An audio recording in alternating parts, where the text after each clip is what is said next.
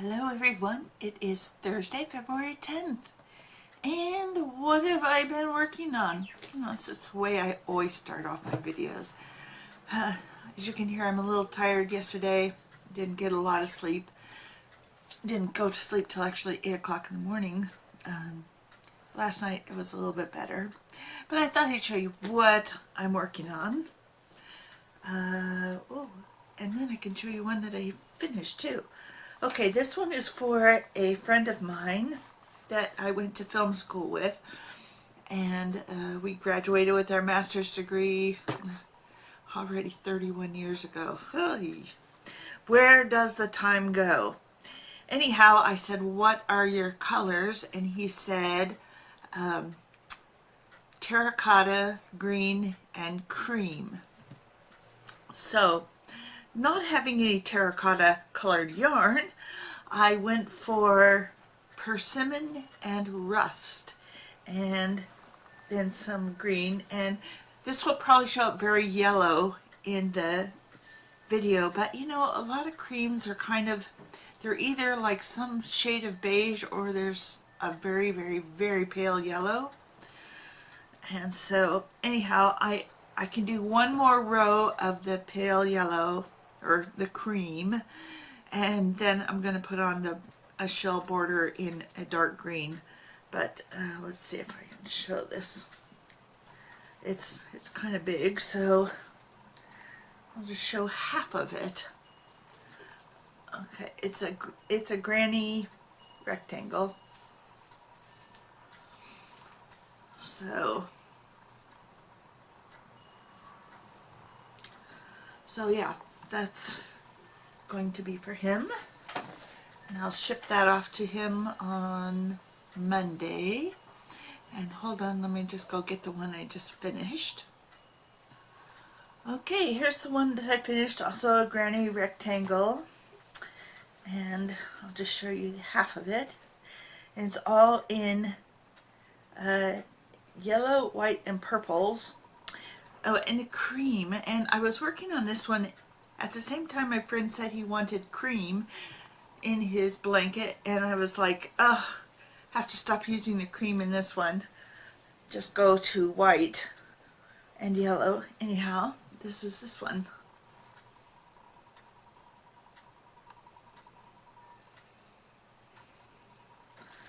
Oh, that shows up blue.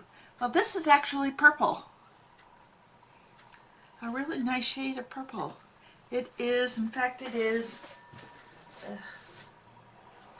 it's the Big Twist Lilac, which, well, it just shows up blue. I don't know why the camera can't pick up purple, but it just doesn't always. Anyways, so I've been working on those, and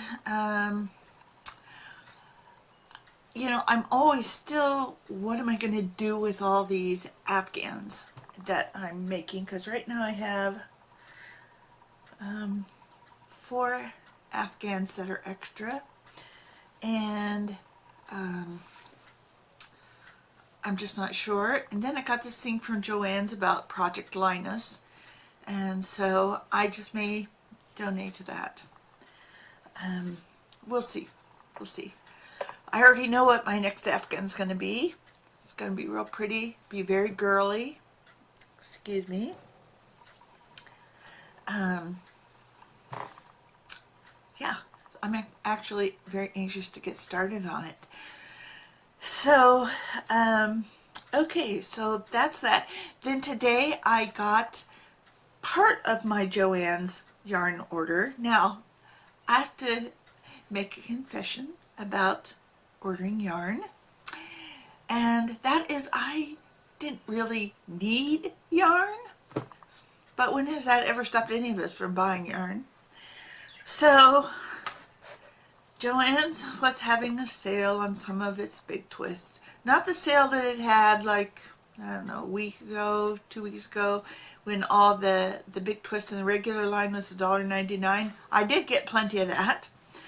But they had some other Big Twist, the Big Twist Soft, that was half price.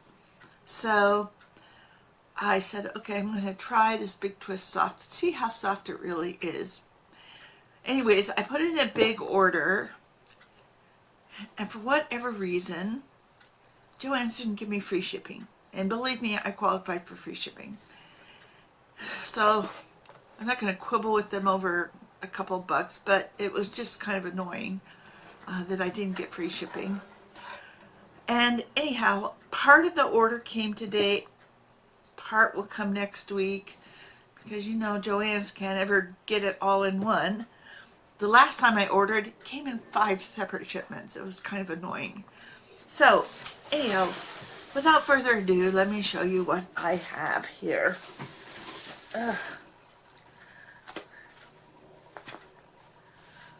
Okay. This is Avocado. This is their Big Twist Soft. I honestly can't tell that it's any softer than the regular line. Just a squish test. Feels just like the other ones. In fact, I might even say the regular line is softer. Anyhow, there's only 320 yards in this. Where is that? Yeah. Whereas a regular skein is 380 yards. So, and these were on sale. They were $2.99, regular like $6. Okay, so I got 2 of those. I got 2 in the gold, which kind of looks, well, let's see. That's pretty much the right color. It's sort of similar to the Red Heart Carrot. Then let's see, what's this color here? One of teal. And then just get to the regular ones. Okay, I got 2 more of these lilac, which of course show up blue. But if you look at the highlighted light, this highlight part, that's more like the regular color, not this shadow part. And 2 of the aqua.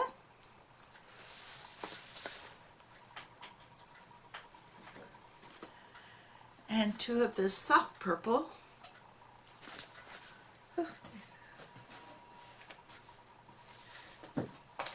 And then because I didn't know,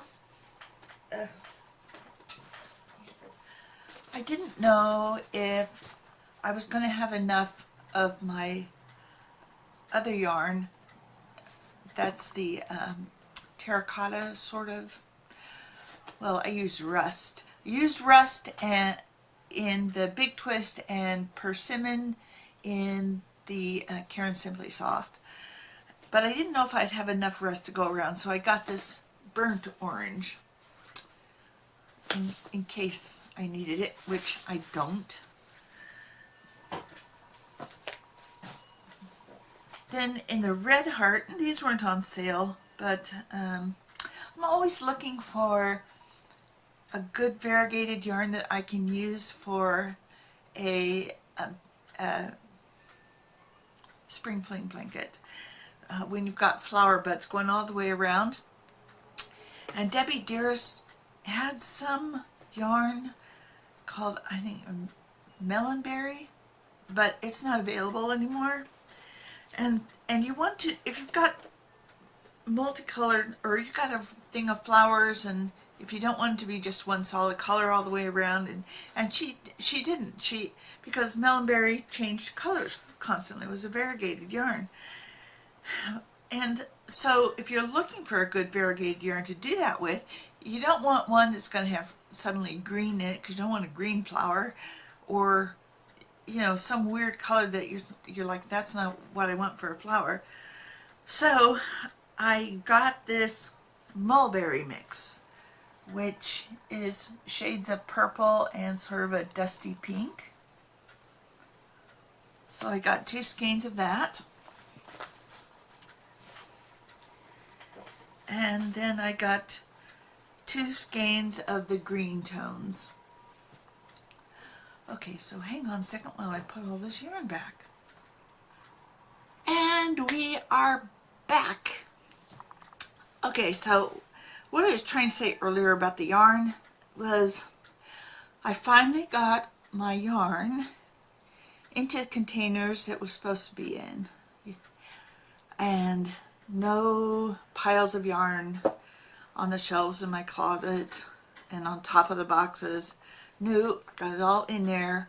And now, of course, I've got this new box of yarn. But I was like, I just have to do it. Have to do it.